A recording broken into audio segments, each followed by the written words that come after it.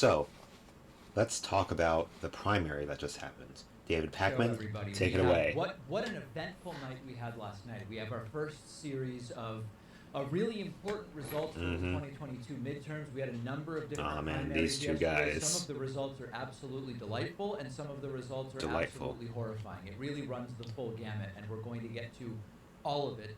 Two races that we were following very closely in Pennsylvania, the Senate race. Why the Senate race in Pennsylvania? Oh, it's the Senate race in Pennsylvania could decide whether Democrats or Republicans ultimately control the Senate starting in January of 2023. I hope John Fetterman wins. He seems really cool. On the one hand, we want to know who is the Republican nominee going to be. It would be funny if it's Dr. Oz. We also are following whether Trump's endorsements continue to have Mehmet Oz. Mehmet Oz was the Trump-endorsed candidate in the Republican Pennsylvania Senate primary. Also, delightfully, I was gleefully seeing the results yesterday that Trumpist Congressman Madison Cawthorn lost his primary. He's out. He's been in office 16 months. And he has already lost the primary, and he is going bye-bye. So, wait, how does that work? He has a primary 16 months after he's elected? I thought, like, they were supposed to be in there for 2 years. I mean, actually, yeah, that is 2 years almost.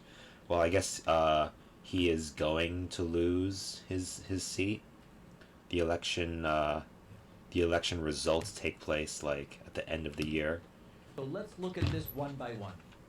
Bye-bye. North Carolina's 11th district. Chuck Edwards, a current Republican state senator in North Carolina, won by like 2. Has defeated the incumbent Madison Cawthorn. 2.5 points. Edwards coming in with just over 33% of the vote. Cawthorn losing enough, though. with just Enough under to 32% win. of the vote. But nobody's saying it's so close we need a recount. For now, nobody's talking about it has to be 0.5 for a recount, isn't it? That establishment forces in the Republican Party turned against him because he would criticize those who needed criticism and all of this stuff, which we will get to. But this is absolutely fantastic news, and we're going to talk about that more in a moment. On the Pennsylvania side, starting with the Democratic primary, John Fetterman, almost literally from an operating room, easily winning the primary. John from Fetterman an operating room. Bonus show yesterday. Yeah, look at that, 59%. To have a oh wow, pacemaker over the weekend, and he still won. Installed via surgery. Oh, that kind of operating room. He's doing well. He easily won. Oh, I didn't even know that. He will make a full That's recovery, crazy, dude. And will be strongly back on the full recovery. Trail. Fetterman will be facing the winner of the Republican primary. Mehmet Oz. And as of this ooh, look how close it is. Show, we don't know within 0.2. Trump endorsed. I think it was 0.9 at one point. Was losing to Dave McCormick. And as the night went on, more recently, Oz chipped away at the advantage that McCormick had.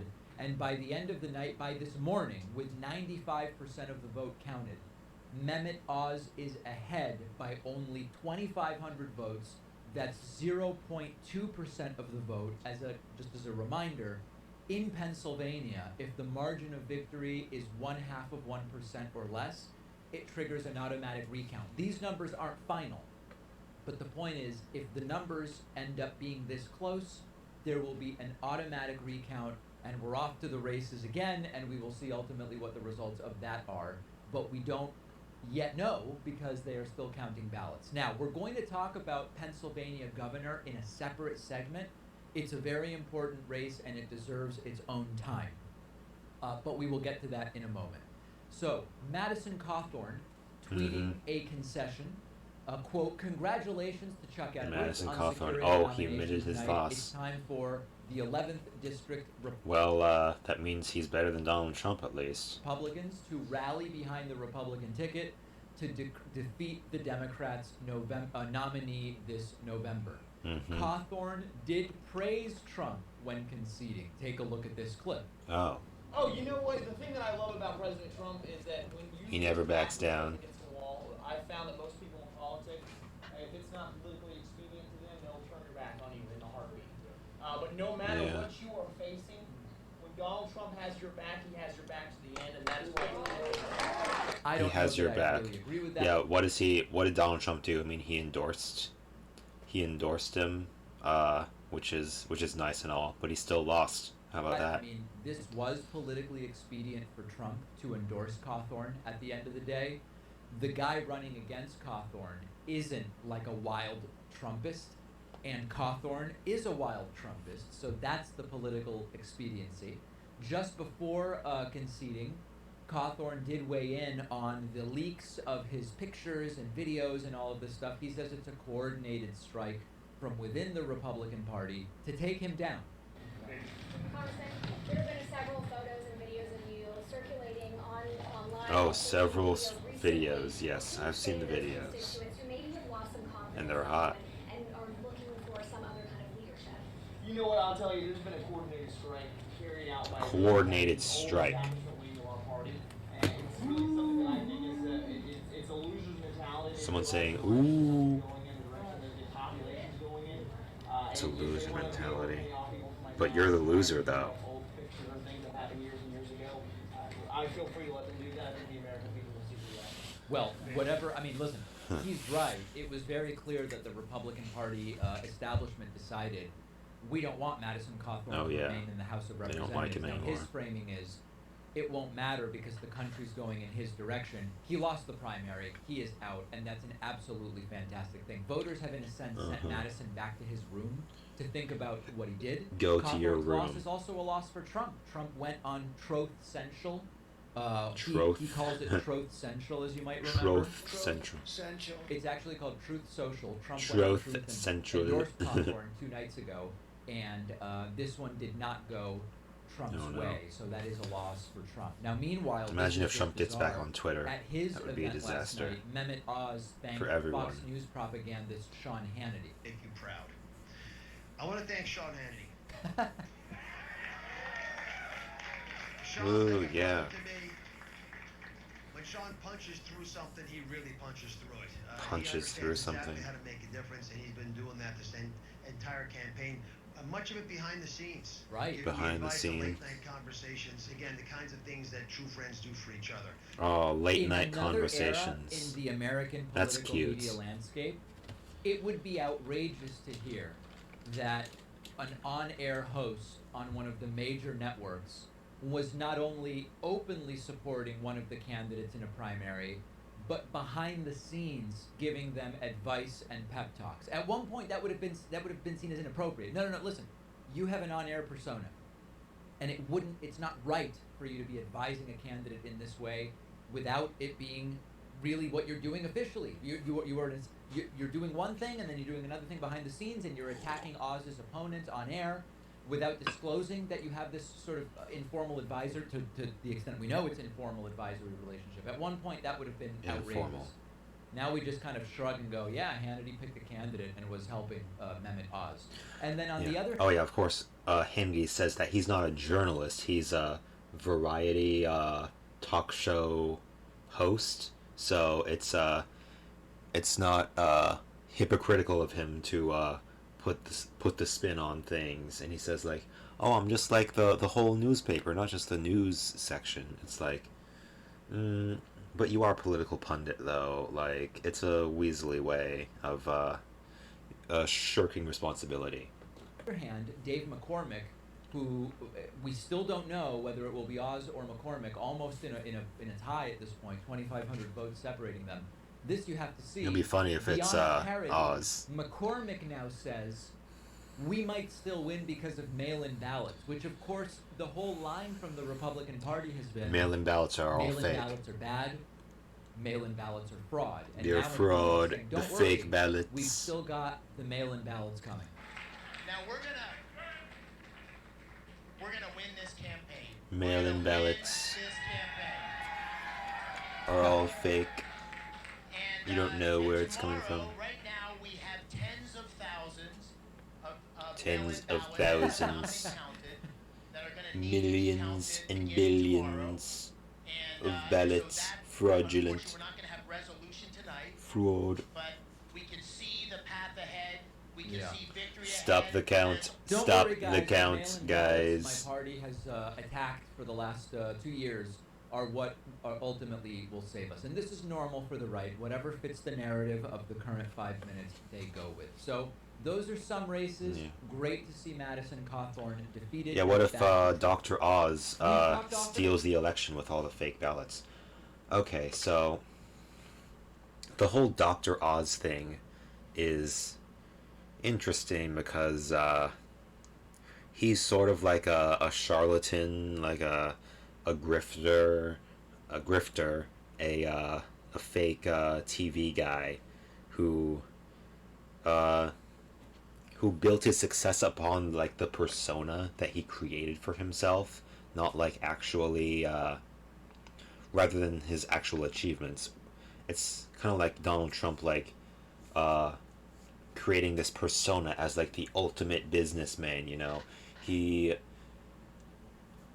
he started like shows like The Apprentice is the main one, where he played like they he made him seem like he was playing himself, but really he was playing a character. Cause yeah, his business success was built upon like, again, his father gave him a small loan of $1 million to start his real estate business, and real estate is like the easiest business to make money in. And even then, he failed. His companies went bankrupt. He says he never went bankrupt. His companies did, because there were other people running them. But you know, still his failure. And then there's all the fraud on his side. He never releases his tax returns. He is worth only a few $1 billion. He says he's worth a lot more than he actually is. And the same with Dr. Oz. He's like he's had some real success. He as a doctor, apparently he invented some kind of heart valve implant that saves people's lives. He's probably done some plenty of good doctor work, but that's not what he's known for. What he's known for is his TV personality, where he sells a lot of fake cures to really gullible people.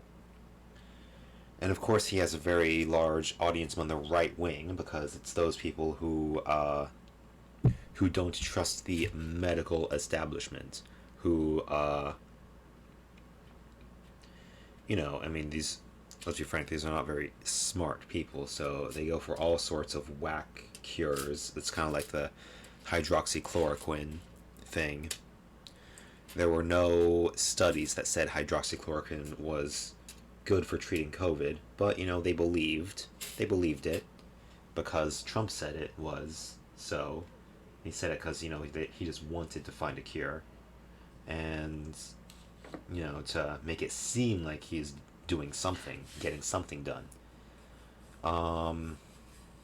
Anyway, where am I going with this? Dr. Oz is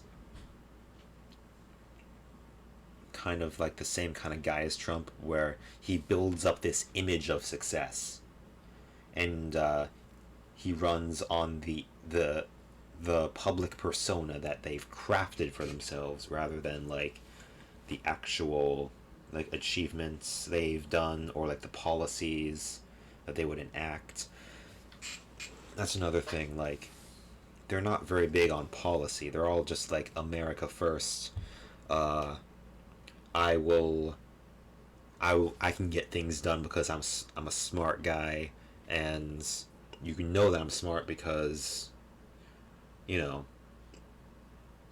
I seem smart on TV. Kind of the same with Trump. Trump had some policy positions, concrete policy proposals, but a lot of things he kind of was very wish-washy on. He kind of flip-flopped on a lot of things in like the 2016 campaign. He totally ran on personality. He ran on being like the most outrageous person ever to run. And so, anyway, it would be really interesting to see Dr. Oz running against John Fetterman. I didn't know that John Fetterman had like the heart surgery. It'd be pretty funny if Dr. Oz's heart valve is what saved him. But and then they run against each other. But it's pretty cool how he had to have surgery and he won from the operation room. It's like he didn't even have to be out there to win, and he got over 50% of the vote, and like at least 4 people were running in the primary. So that's cool. Yeah, John Fetterman is a really cool guy. It would be a shame if he just died out of nowhere because of some health problem. He's a tough guy. Uh, the right says that Democrats are soy boys. How can you say that to like this giant dude who's like 6'5" or something with a wide ass chest? Nah, you can't call John weak. You just can't. So anyway, it would be really interesting to see Dr. Oz or Mehmet Oz run against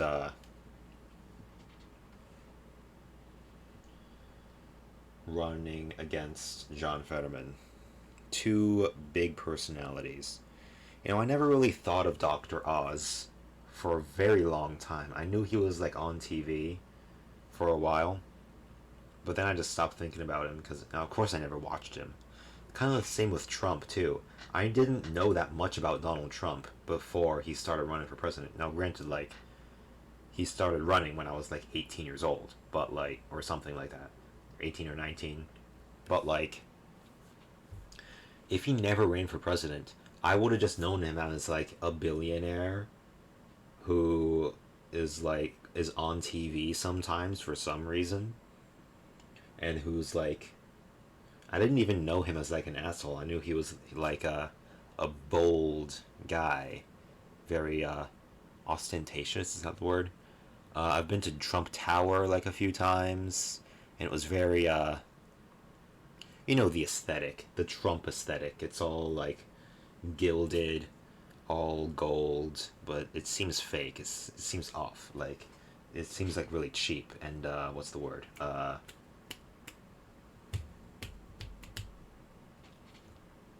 It's not. Yeah, it doesn't seem real. Anyway, it'd be interesting to see Mehmet Oz running. Of course, Trump barely won his election. He lost the popular vote by quite a bit, and Mehmet Oz does not have the same sort of system biased in his favor. In the Senate race, I think it's the popular vote that matters. There's not like an electoral college like there is for the president. I mean, the whole electoral college system is really weird, but we can get into that later. Be interesting to see like if this brand of right-wing charlatan is viable, because Trump barely won his election. And if Oz wins this election, which probably won't happen, but if it does, it'll embolden a lot of other right wing grifters to start running. Oh, that's right. I was talking about like I never would have known who Dr. Oz was, or I never would have thought about him even unless like he ran for office under this like right-wing grifter persona.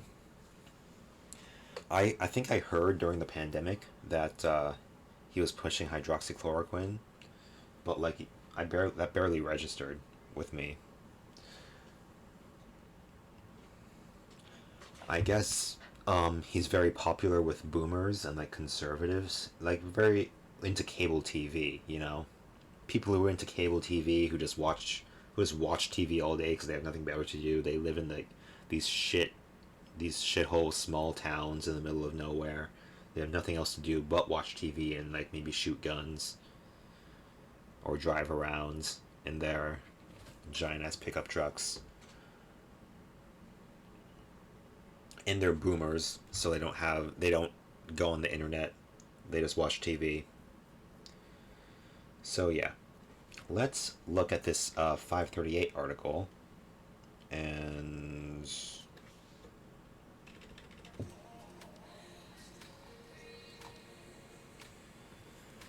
so Oz currently leads by 2 percentage points, or 2,565 votes. That is not a lot.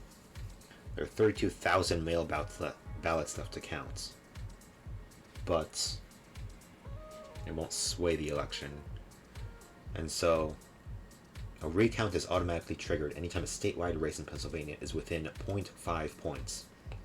And it's 0.2. They're both like 31 something percent. Ooh, Dr. Oz is barely ahead by like 2,500. Wait, hold on, it's even less than 2,500 now. It's like less than 2,000. Damn.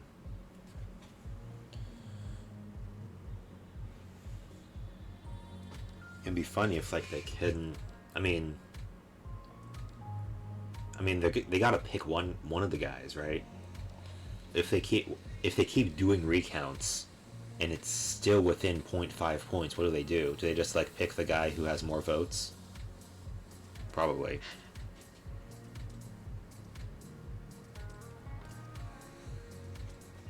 Other key races we are watching are still also unresolved. Democratic primary for Oregon's 5th district. Is Schrader going to become the 3rd incumbent to lose renomination this year? Ooh. So incumbents are losing renominations. Interesting. Yeah, I heard a lot of people are losing. Progressive challenger McLeod Skinner currently leads him 61% to 39%. That is a lot. Ballot problems in Schrader's home county have delayed results there. Ooh, it'd be pretty cool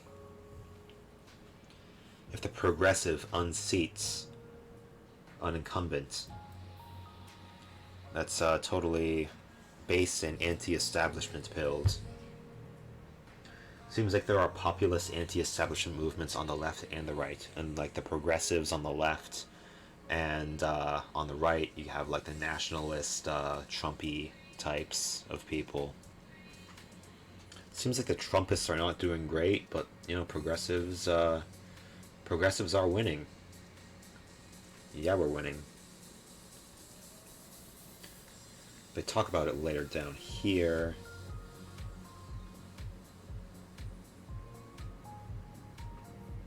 GOP primary for Pennsylvania's 7th district.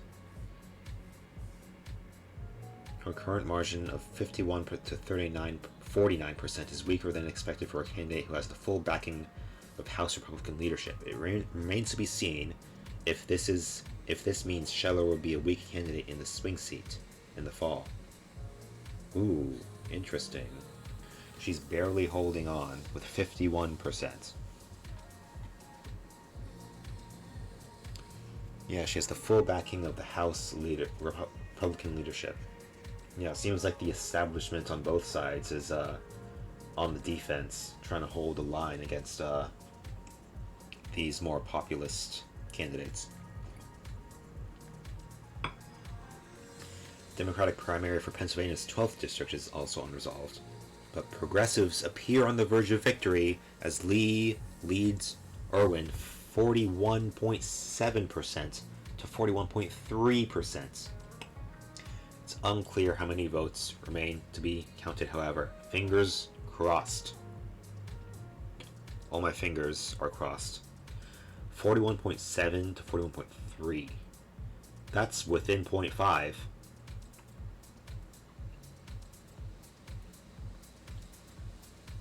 Ooh, so close. GOP primary for Oregon governor. Drazan holds 24% to 19% lead over Tiernan, with many days of mail ballot dumps still to come. The winner will have a decent shot at winning the general election, given the unpopularity of the outgoing governor and the presence of a strong independent candidate. Wait, does that mean Oregon is going to have a GOP governor? That's not great. And a strong independent candidate? What is that? Okay. Oregon's 5th district, Chavez de Remer, leaves Crumpacker, nice name, Crumpacker, 41% to 31%. But again, Oregon's vote by mail system means there are several days of counting ahead. If McLeod Skinner wins the Democratic primary, the GOP nominee has a real shot at flipping an Oregon congressional seat for the first time since 1994. That's not great. Wait, McLeod Skinner is the...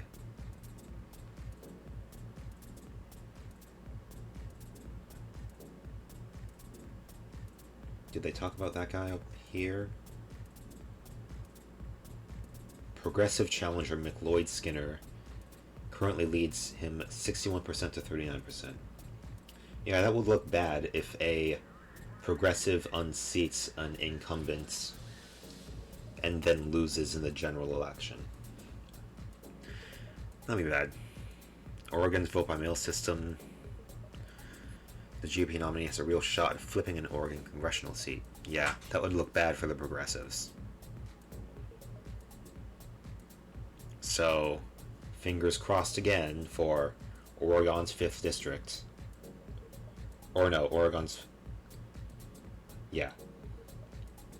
We'll see what happens in the general. In the GOP primary for Idaho's Secretary of State, McCrane leads Moon, 43 to 41. If this results, it would be a notable victory for the Republican establishment, especially after its loss in the Attorney General race. McCrane has accepted the results of the 2020 election, but Moon has embraced conspiracy theories about voter fraud. I mean, yeah, both are bad, but I'd rather have a establishment Republican than a crazy Trumpist in charge, especially Secretary of State. I mean, Idaho is a pretty red state, isn't it? So it's not like this Secretary of State will have the chance to steal the state's election for president. But yeah, anyone who believes Trump's lies has to be cast away. When these races are resolved, it will make a little clearer what our takeaways from Tuesday's primaries will be. For instance, progressives came up short in several primaries yesterday, such as North Carolina's 1st and 4th districts, but wins in Oregon's 5th and Pennsylvania's 12th would salvage the night for them. Yeah, I heard progressives won quite a bit, so we'll see. Trump's endorsement record is still coming into focus, too. On one hand, 2 of Trump's endorsed candidates for Senate, House, or Governor lost their primaries yesterday, as many as lost in the entire 2020 cycle. Ooh. And that means that there are more to come, right? Because the 2022 cycle just began, right? This is like the first part, the first round of primaries. On the other hand, his candidates still prevail in major races such as North Carolina's Senate and 13th district primaries. And if Oz pulls out a win, it will be a pretty convincing demonstration of his power within the GOP, considering the massive amount of money spent by McCormick and the grassroots appeal of Barnett. Is McCormick's the opponent of Oz? Who's Barnett? Did I miss that? Yeah. It'll be interesting if Oz wins. I mean, it will be bad. It would be really funny if he won and then lost to John Fetterman. I really am hoping that'll happen. The problem with that is, like, people thought that Trump would lose, but then he didn't. You know? That's a big problem. Everyone thought Trump would lose, so CNN promoted Trump because they thought, like, oh, this guy's so ridiculous, he's never going to win. And, like, even Hillary Clinton's campaign thought, like, hey, we should maybe nudge Donald Trump along a little bit so he becomes the nominee, because if we're running against him, then we have a pretty good chance of winning. Of course, we all know what happened.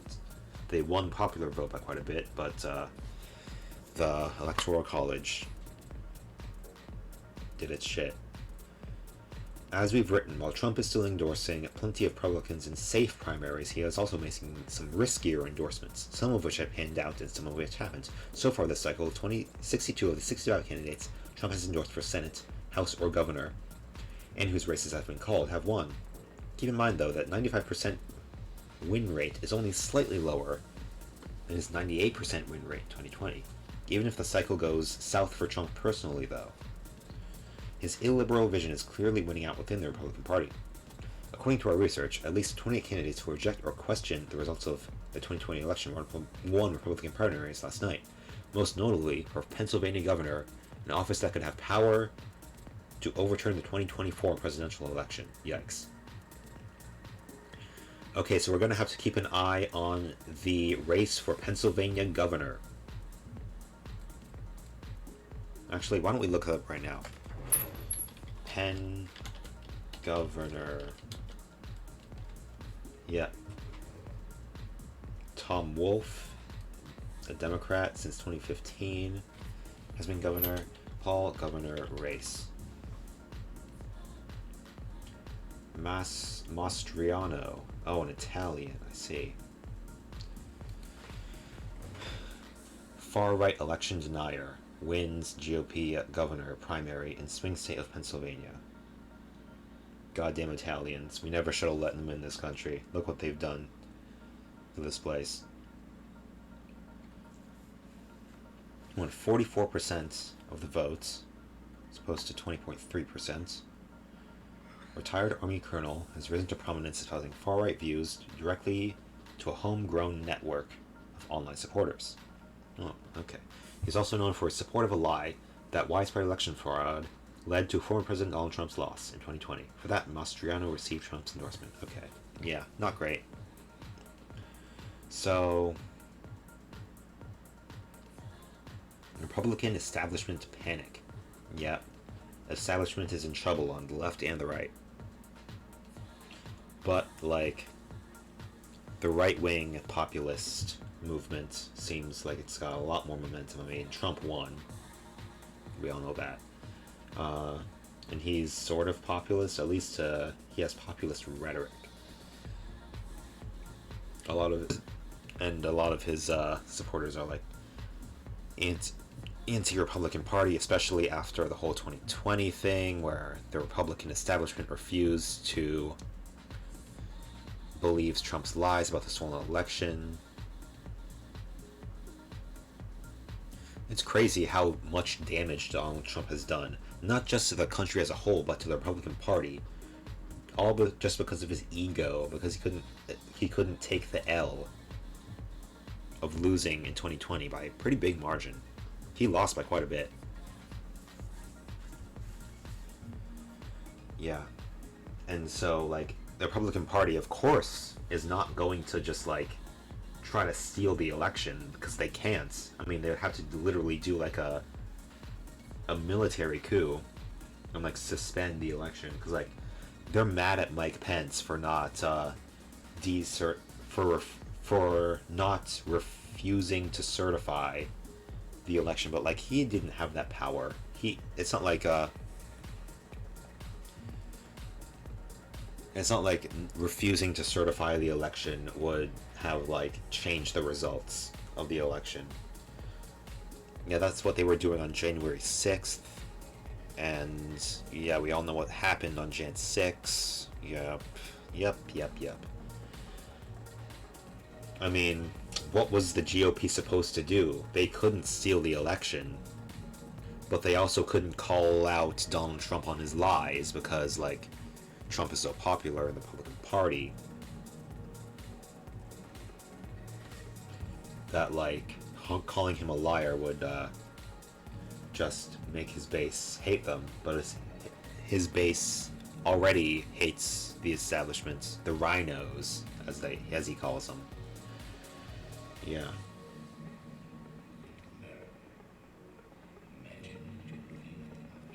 So, anyway, yeah, I think that's it for tonight. Thanks for watching. We will have to watch this race closely. The lead that Mastriano commanded late in the race panicked Pennsylvania's Republican Party establishment, some of whom threw their support behind his nearest opponent, U.S. Rep. Lou Barletta. Many hinted they believed Mastriano's views would not be palatable to voters in competitive areas like southeastern Pennsylvania. In a rally over the weekend, the press were barred from entering. Ooh. Mastriano joked with supporters that the swamp is slapping us around and called those establishment figures stupid. Okay, nice. So this guy's really, really nice, very civil. And he's probably thinks the news is fake news. Probably thinks even Fox News is fake news. That's how much the Republican establishment is under attack. A big chunk of the Republican base has become too radical for Fox News. Like, seriously, Fox News is not radical enough for you? It all comes down to, like, Trump refusing to admit that he lost in a 2020 election. Imagine one man's ego and pride did so much damage. He just couldn't take the L. So, that's a lesson here. Important life lesson. Learn how to take an L. I mean, Donald Trump, like I said before, he's one of those people who's like a rich kid who never grew up because he never had to grow up. And this is probably the first major L Trump has had to take in his lifetime. Think about that. He never learned how to take an L, so he doesn't know how to. His childlike ego would not have it. Anyway, so that's it for tonight. Well, we'll be watching this closely. What else has 538 got? What to make of Mastriano's win in Pennsylvania GOP governor primary? Why the GOP might not turn off conservative Latino voters. Okay, well, we'll go over this later, okay? Thank you for watching. I'm kind of tired. Save America. Yeah, sure. Are you a racist? Do you hate Mexicans? Okay. Well, thanks for watching, and goodbye. Yep. Goodbye, YouTube. Avatar. Oh, that's right. Avatar 2 is coming out. Avatar 2. Oh, and Belle. I heard this is cool. It's about, like, the metaverse and shit, but it's anime, so it's cool and not lame, like the real metaverse.